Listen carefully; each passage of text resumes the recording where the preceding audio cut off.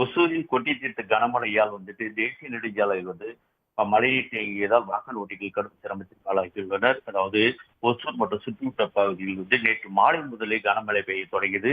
இந்த மழையானது இரவு நேரத்திலும் நீடித்தது. இதன் காரணமாக வந்து ஒசூரில் வந்து அதிகபட்சமாக 12 சென்டிமீட்டர் மழையானது பதிவாகியுள்ளது.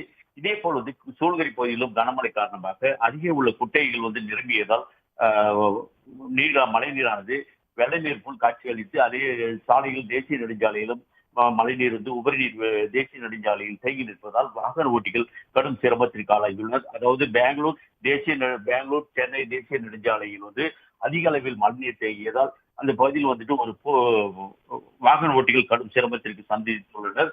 இதே போல் வந்து அருகே உள்ள திப்பாலம் என்ற பகுதியிலும் கிராமத்திற்குள் வந்து மழைநீர் புகுந்ததால் அந்த பகுதி மக்களும் மிகுந்த சிரமத்திற்கு ஆளாகியுள்ளனர். தொடர்ந்து வந்துட்டு அந்த வாகன ஓட்டிகள் தேசிய நெடுஞ்சாலையில் வந்து ஊர்ந்து செல்லக்கூடிய ஒரு அவல நிலை தான் ஏற்பட்டுள்ளது.